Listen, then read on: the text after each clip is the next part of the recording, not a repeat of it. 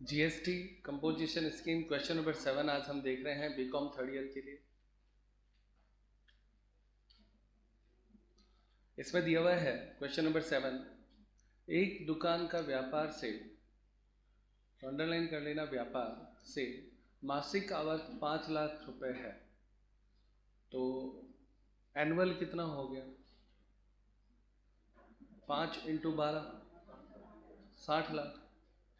उनका 6/12/2020 का निम्न विक्रय 6/12/2020 का निम्न विक्रय हुआ, उनका कर दायित्व बताइए यदि वो कंपोजिशन स्कीम में आते हैं।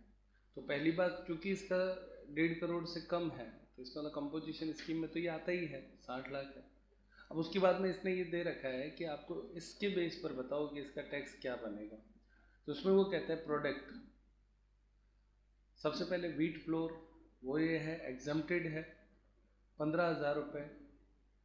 ठीक है, आटा बेचा है उसने, टैक्स इस पर निल लगता है और सेस भी निल लगता है, ये क्वेश्चन का पार्ट है। उसके बाद में प्लास्टिक गुड्स जो है वो 3,000 रुपये का वो बेचता है, 18% उस पर टैक्स लगता है, सेस नहीं लगता है। फिर कोल्ड ड्रिंक बेचता है तो वो 600 रुपये का है, 28% उस पर टैक्स लगता है और 12% सेस लगता है। इलेक्ट्रॉनिक आइटम्स 2,000 रुपये के बेचता है, 5% टैक्स लगता है, सेस निल लगता है। और inward goods subject to RCM, reverse charge mechanism, 12% है, 5,000 आरसीएम में है, 12% टैक्स लगता है, सेस निल है। तो ये यहाँ पे इसकी टोटल 25,600 रुपये आती है। अब अपने से पूछता है कि ये तो नॉर्मल डिटेल है प्रोडक्ट के बारे में, अगर ये कंपोजिशन स्कीम में आता है तो क्या होगा। तो हम लोगों को सबसे पहले ये पता होना चाहिए कि कंपोजिशन में यदि कोई व्यक्ति आता है तो उस पर जो जीएसटी की टैक्स रेट्स हैं वो नहीं लगती हैं, बल्कि जो टैक्स रेट 1%, 5% है ये लगती है। तो उस तरीके से इसको कैसे कैलकुलेट करेंगे। अब चूंकि ये व्यापारी है तो व्यापारी की स्थिति में क्या होता है देखते हैं इस क्वेश्चन को। तो इसमें आप पहले तो इसका टर्नओवर जो दे रखा है उसमें कुल टर्नओवर जिसको हम बोलते हैं वो निकालते हैं। तो कुल टर्नओवर में सबसे पहले इसने व्हीट दिया हुआ है ना, व्हीट फ्लोर,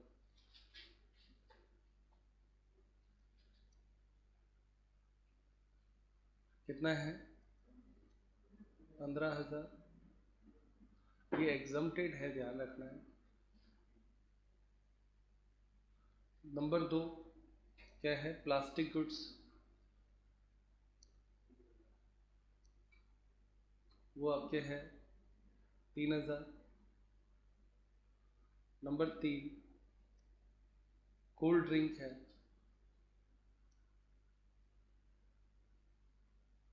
वो है 600। और चौथा इलेक्ट्रॉनिक आइटम्स है, वो आपके हैं 2,000। आरसीएम इसमें लेंगे नहीं तो टोटल कितनी आ जाएगी इसकी टर्नओवर? हाँ बेटा, 20,600। ये तो टर्नओवर हो गया। अब यहाँ पे लिखो व्यापारी यानी ट्रेडर। ट्रेडर होता है ना तो उसमें एग्जम्प्टेड जो होता है उस पर टैक्स नहीं लगता है। अगर ये मैन्युफैक्चरर होता तो पूरे 20,600 पे टैक्स लग जाता, याद रखनी है बात। तो ट्रेडर है इसलिए यहाँ पे लिखो 20,600 माइनस 15,000 एग्जम्प्टेड। ठीक है ये बात। तो पीछे कितना बचा? 5,600। ये 5,000 आपका टैक्सेबल टर्नओवर आ गया, टैक्सेबल टर्नओवर। अब इस पे टैक्स कैलकुलेट करना है तो CGST, SCST और टोटल 3 कॉलम की टेबल बना लो।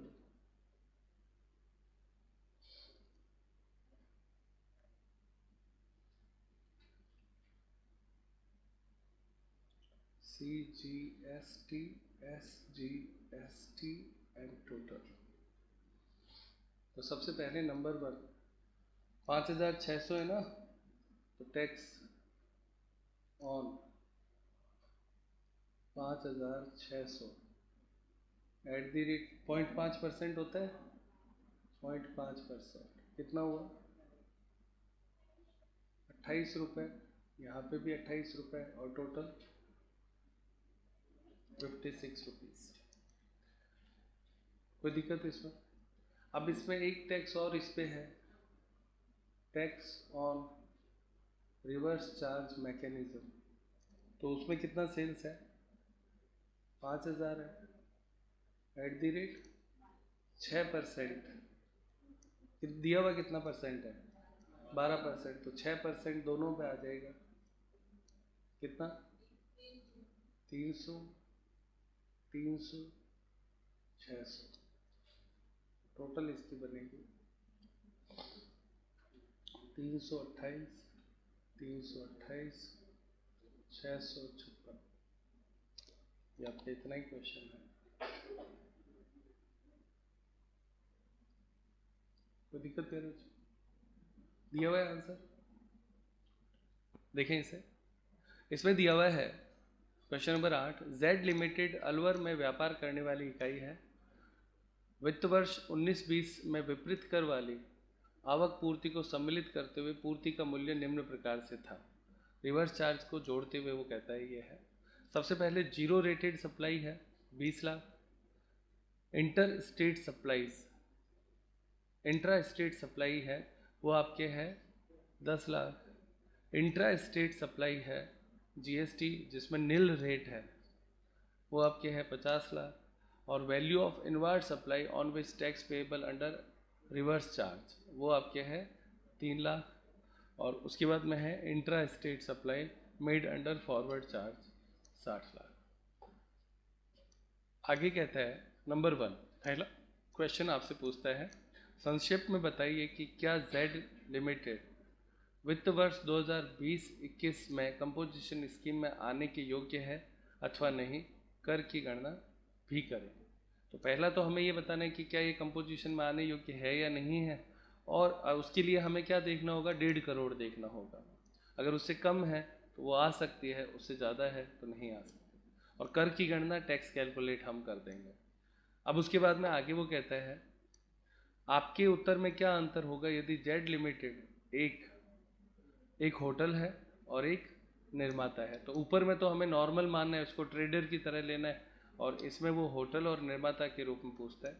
और नंबर 3, यह व्यापार राजस्थान का न होकर सिक्किम का होता तो क्या होता, तो सिक्किम में 75 लाख होती है ना कंपोजिशन की, तो वो उसके हिसाब से इसको आंसर देना है। तो ये आपका प्रश्न हो गया, ये इंग्लिश में है। अब अपने इसको सॉल्व करते हैं। सबसे पहले number 1, question number 8, computation of aggregate turnover, उसमें zero rated supply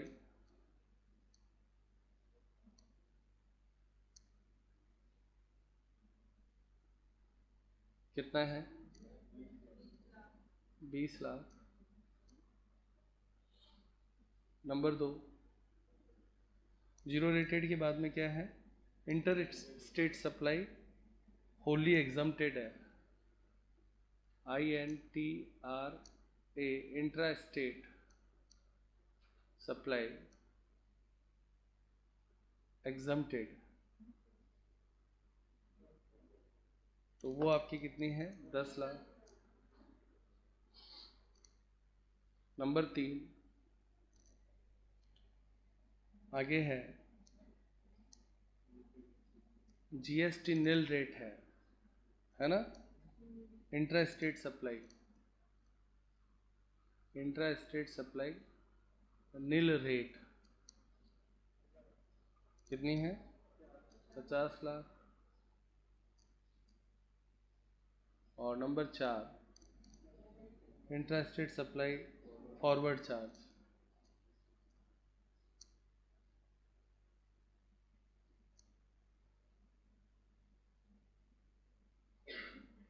forward charge मतलब जो टैक्सेबल होता है, कितना है, 60 लाख।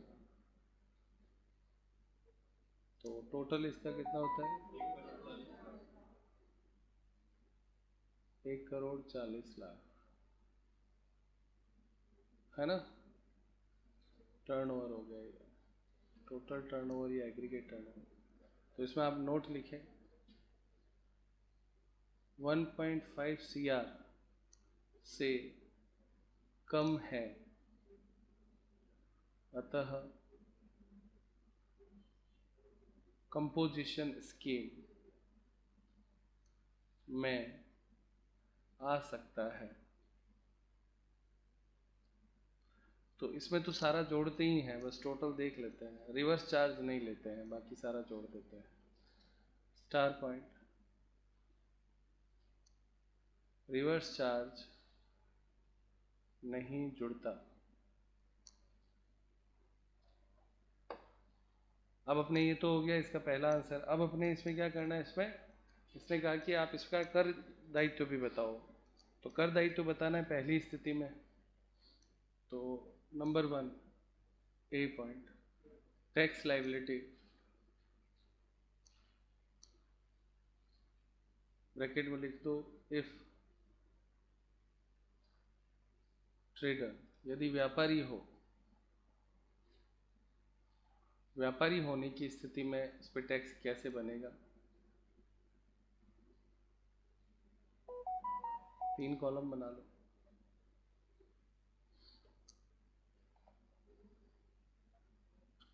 CGST, SGST total. तो इसमें जो फॉरवर्ड चार्ज जो था, बाकी सारे तो देखो, एक एग्जम्प्टेड है, एक जीरो, एक निल है, तीनों ही हट गए। फॉरवर्ड चार्ज की सेल्स कितनी है, 60 लाख। तो नंबर 1 लिखो GST on forward charge 0.5% of 60 lakh. तो वो आपके आता है 30,000 और 60,000। नंबर 2 टैक्स ऑन RCM, कितना परसेंट था बच्चों, 12% था क्या, तो 6% आ जाएगा। 6% किस पे, 3 लाख पे, कितना, 18,000 टोटल 36।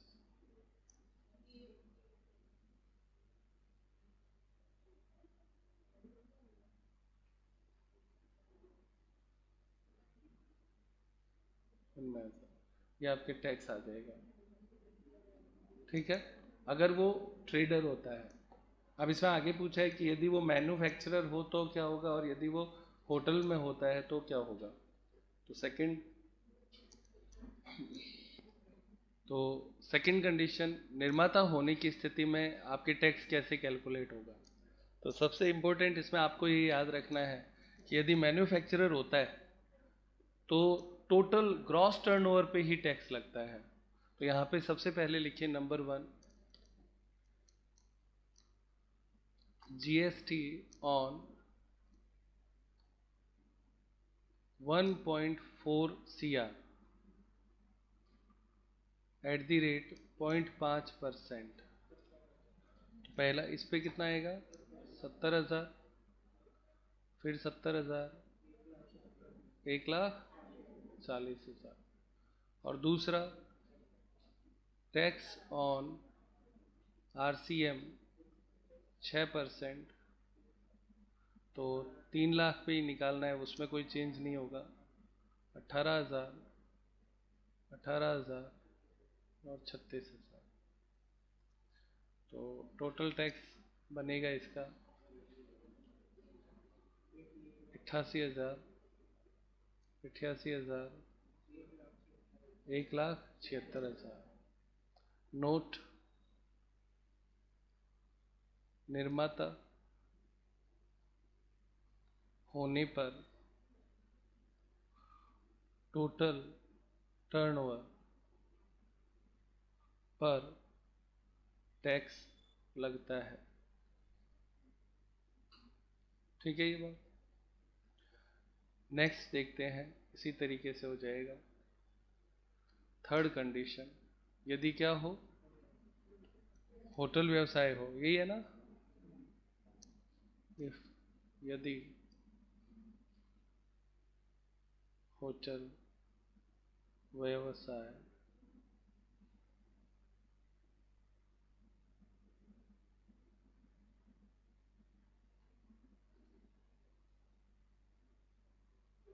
हो, तो ऐसी स्थिति में 2.5% का नियम है, यानी बाकी सारी चीज़ें तो समान ही रहेंगी, 2.5% वाला क्लॉज आ जाएगा।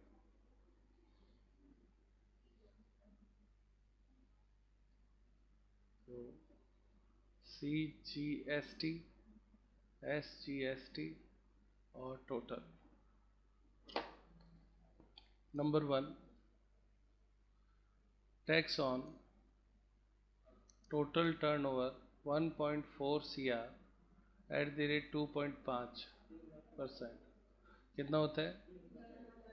3,50,000, इधर भी 3,50,000, 7,00,000। Number 2, tax on RCM @ 6% of 3,00,000, 18,000, 18,000, 36,000, total 3,68,000, 3,68,000, 7,36,000।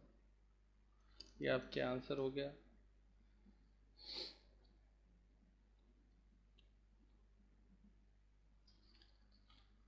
Next, इसमें पूछा कि यदि सिक्किम में हो, नंबर 4, यदि सिक्किम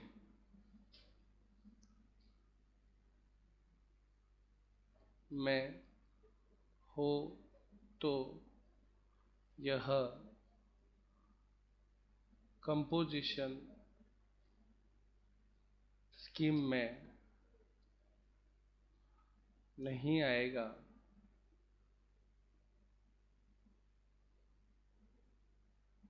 क्योंकि टोटल टर्नओवर 75 लाख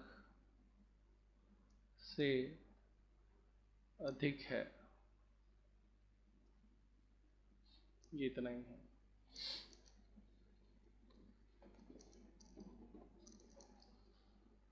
इसमें दिया हुआ है, मिस्टर एक्स एक फुटकर व्यापारी है जो कोई भी स्टॉक नहीं रखता है।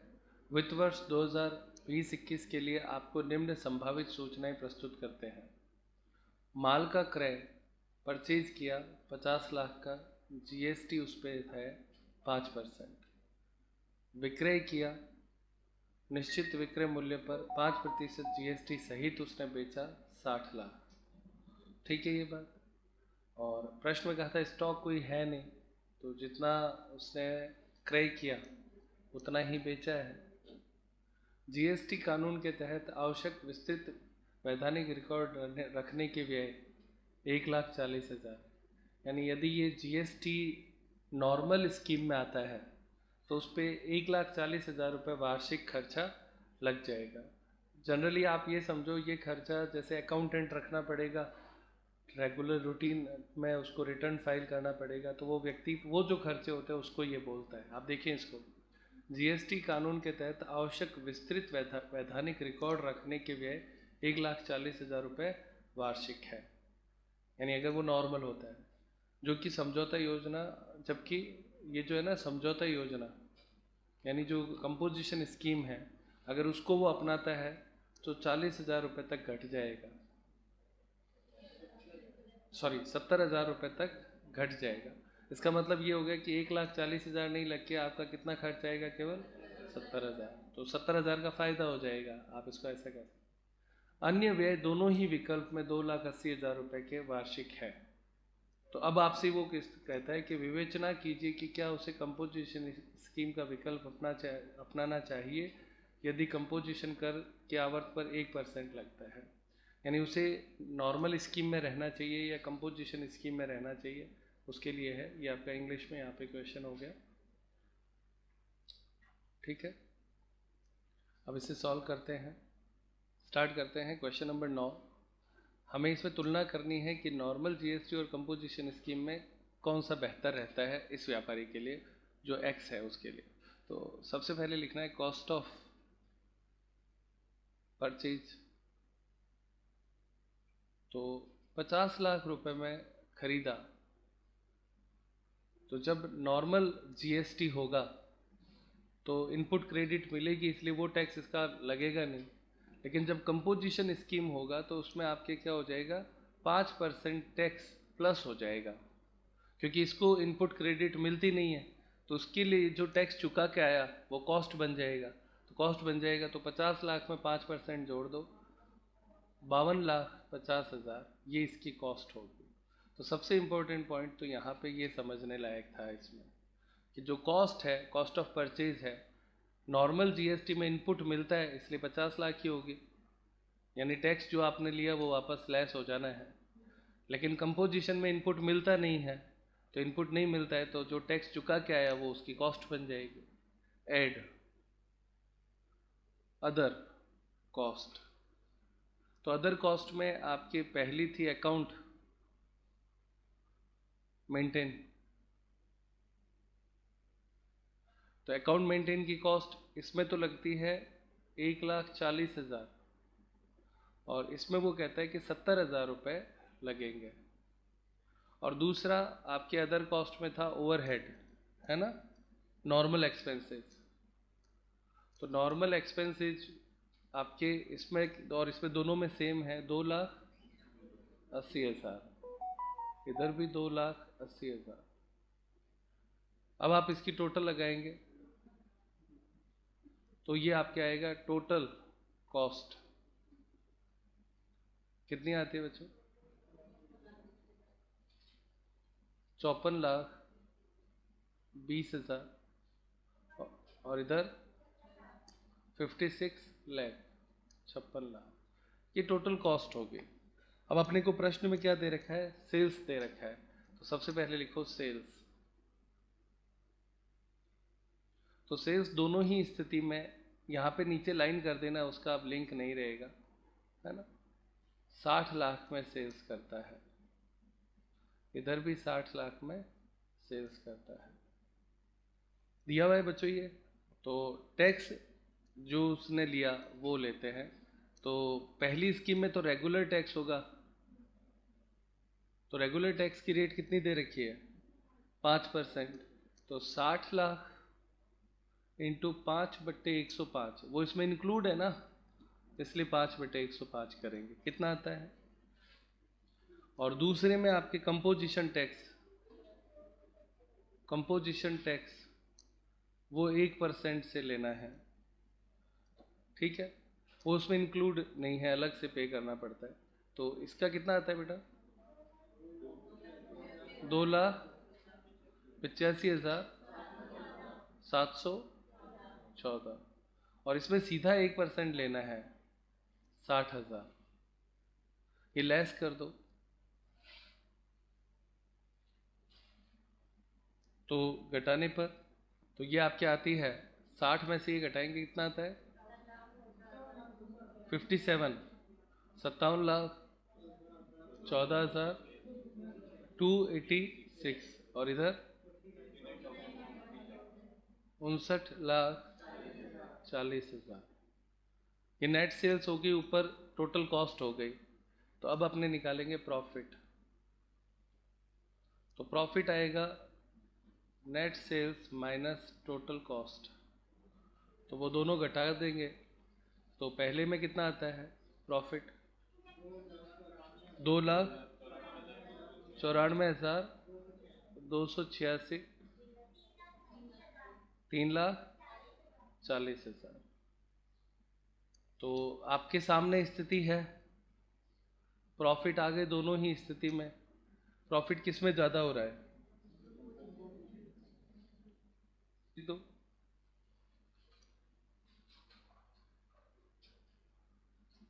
कंपोजिशन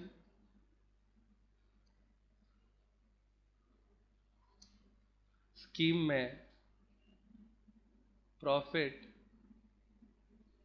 अधिक है, अतः यह लाभप्रद है।